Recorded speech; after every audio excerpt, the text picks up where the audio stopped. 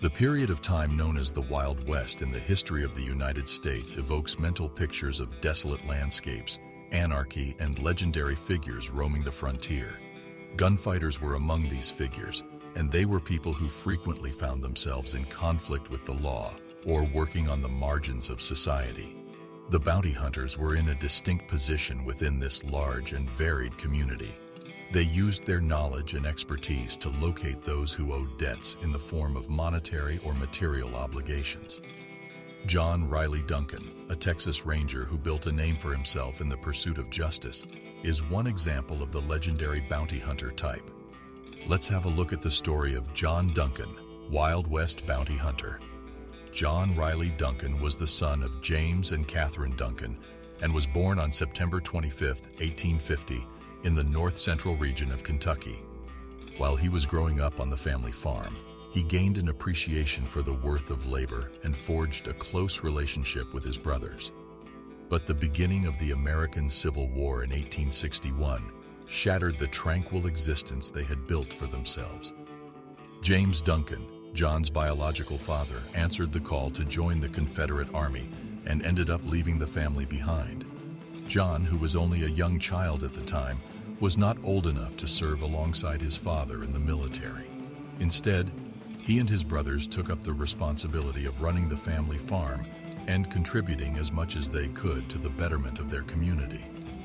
James Duncan returned to his family in 1865 at the conclusion of the war, but it was difficult for them to find a stable living situation.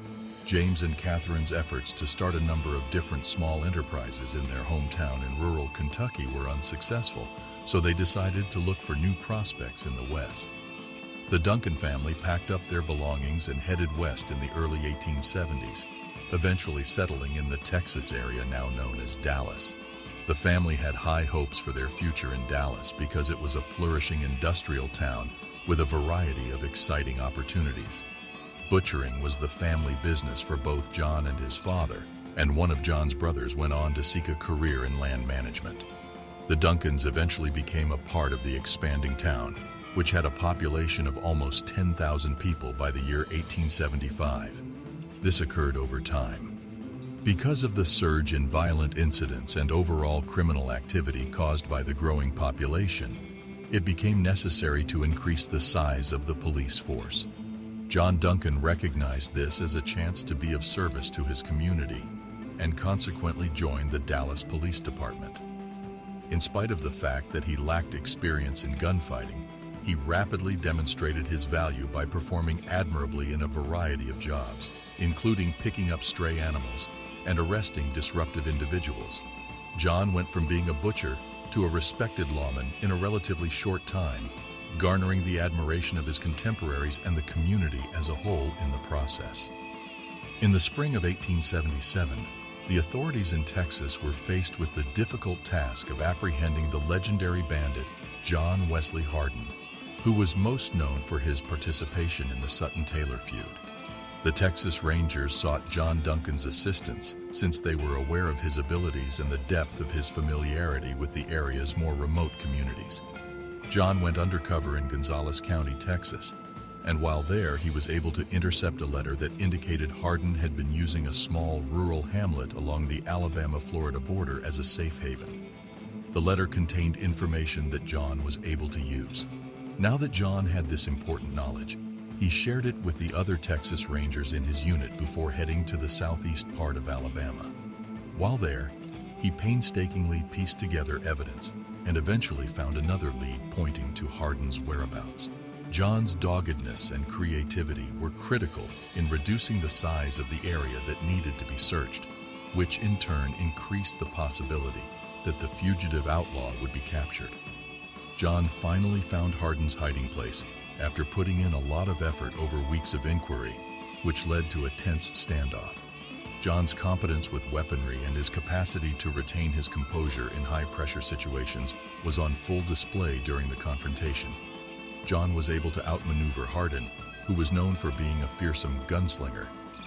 As a result, John ultimately successfully captured the legendary outlaw and brought him to jail.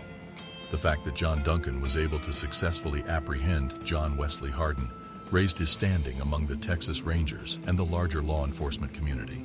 It was not long before word of his prowess as a bounty hunter began to spread over the entirety of the Wild West, which resulted in him receiving a large number of missions from a wide variety of authorities.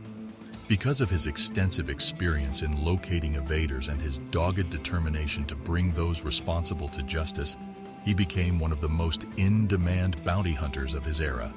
Throughout his career, John Duncan was involved in a number of high-profile cases, including the hunt for legendary rail robber Sam Bass and the apprehending of outlaw Bill Longley. Both of these cases garnered significant media attention.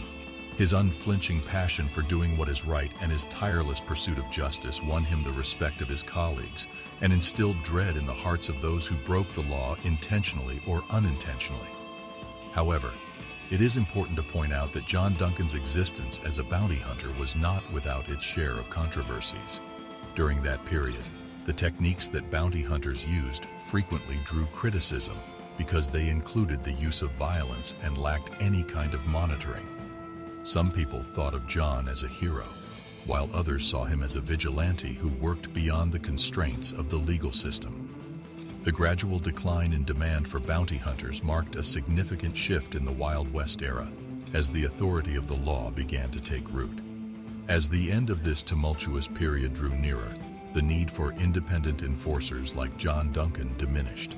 Recognizing the changing times, John made the decision to retire from his life as a bounty hunter in 1892, bidding farewell to the adrenaline-fueled pursuits that had defined his existence for so long.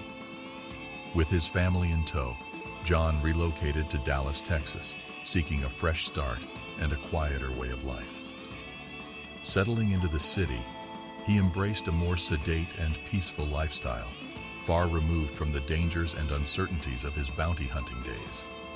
While he occasionally regaled his loved ones and acquaintances with tales of his past experiences, for the most part, John withdrew from the public eye and slipped into relative anonymity. The legacy left by John Riley Duncan as a bounty hunter in the Wild West stands as a living testament to the challenges and opportunities that characterized that era. It is a testament to the resilience, resourcefulness, and unwavering determination of those who sought adventure and fortune in the untamed frontier.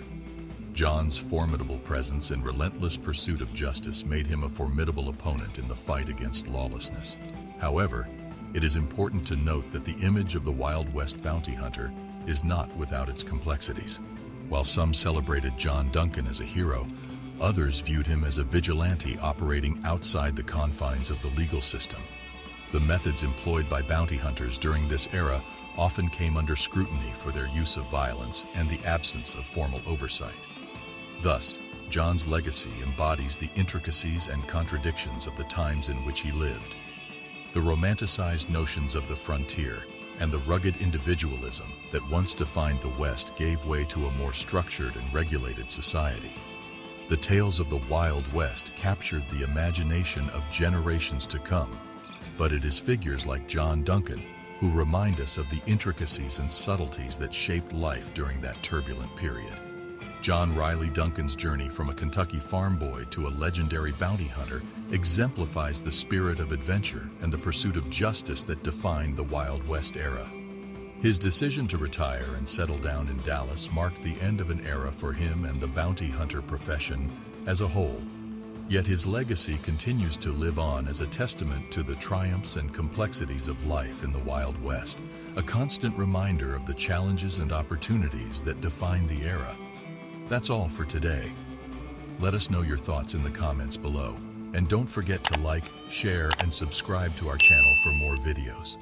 See you next time.